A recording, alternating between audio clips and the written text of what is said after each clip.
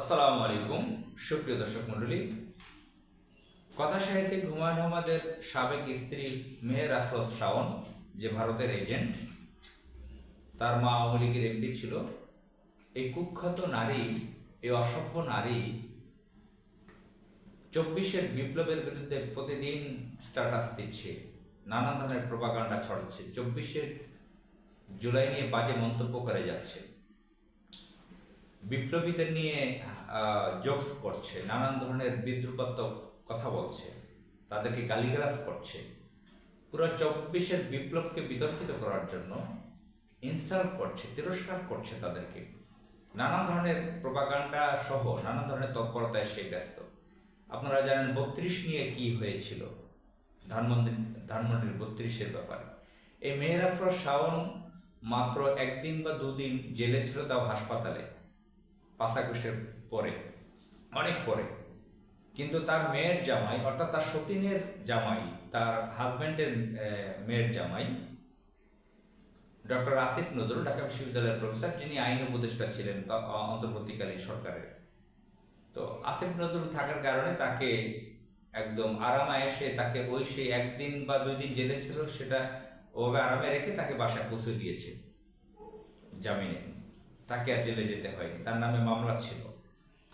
তো মেহের আফরোজ শাওন বর্তমানে আরও অনেক নারীরা আছে, বিভিন্ন লোকজন আছে যারা এখন ভারতের হয়ে, হাসিনার হয়ে এই 24 বিপ্লবীদের বিরুদ্ধে বিভিন্ন ধরনের প্রোপাগান্ডা ছড়াচ্ছে।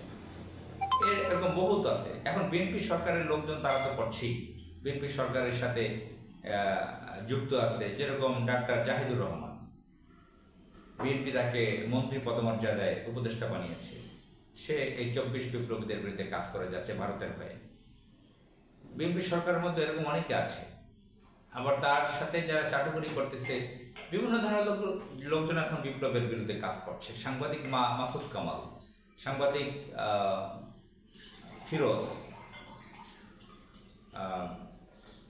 তারপরে রোকেয়া প্রাচী, আসিফ নজরুলের সাবেক স্ত্রী, এবং এই যে তারেক বলেন, নুরুল হক নুরু বলেন, তার সাথে রাশেদ বলেন, এ ধরনের ডজন নাম বলা যাবে। জয় মামুন বলেন সাংবাদিক, মুন্নি শাহ পর্যন্ত জেল থেকে তাকে ছেড়ে দেওয়া হয়েছে, যে সুযোগ পেয়েছে 24-এর বিপ্লবের বিরুদ্ধে লেগেছে।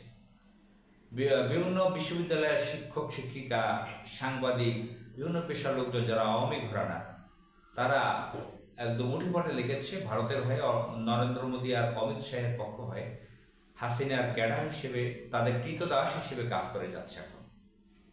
এখন মেহের আফরোজ শাওন, হুমায়ুন আহমেদের সাবেক স্ত্রী, সে এটা চরম পর্যায়ে, তাদের মধ্যে চরম পর্যায়ে উঠে পড়ে লিখেছে। 24-এর বিপ্লবীদেরকে নিয়ে বিদ্রুপাত্মক কথাবার্তা, বাজে মন্তব্য, প্রোপাগান্ডা ছড়িয়ে যাচ্ছে। এজন্য ইন্টারন্যাশনাল ট্রাইব্যুনালের চিফ প্রসিকিউটর সাবেক জনাব অ্যাডভোকেট তাজুল ইসলাম, বাংলাদেশের বিশিষ্ট আইনজীবী, তাকেও তো আপনারা জানেন যে বিএনপি সরকার ক্ষমতায় এসে কিভাবে তাকে সরিয়ে দেওয়া হয়েছে। তিনি দাবি জানিয়েছেন স্ট্যাটাস দিয়ে যে মেহের আফরোজ শাওনকে দ্রুত কোর্ট আনকোর্ট তাকে গ্রেফতার করা হোক, আইনের আওতায় আনা হোক, তার বিচার করা হোক। তিনি সামাজিক যোগাযোগ মাধ্যমে স্ট্যাটাস দিয়ে জানিয়েছেন তাকে গ্রেফতার করা হোক। তিনি 24-এর জুলাইয়ের বিপ্লবীদেরকে নিয়ে এই মন্তব্য করছে, এই কাজ করছে, এভাবে তিনি চলছেন। এই জন্য তিনি তাকে গ্রেফতার চেয়েছেন। তো আসলে মেহের আফরোজ শাওনকে গ্রেফতার করা খুব জরুরি। মেহের আফরোজের এই যাদের কথা বললাম, 24-এর বিপ্লবের বিরুদ্ধে যারা কাজ করছে, ডজন নাম বলা যাবে। বিভিন্ন শ্রেণী পেশার যারা আওয়ামী লীগ ঘরানার দিল্লিপন্থী, দিল্লির এজেন্ট, তারা সকলে মিলে এই কাজগুলো করছে। তো এখন মেহের আফরোজ শাওন কোন রহস্যে সে এভাবে, কোন কারণে এভাবে সাহস পেয়ে বলছে? তারেক রহমান তাকে কি সেই সাহস দিয়ে রেখেছে? সে কি তারেক রহমানকে কিছুই মনে করতে পারছে না, ভয় করছে না? তারা কি মনে করছে যে আমাদের হাসিনা, আমাদের দিল্লি, আমাদের প্রভুরা তারেক রহমানকে কিনে নিয়েছে, সে দিল্লি পাপেট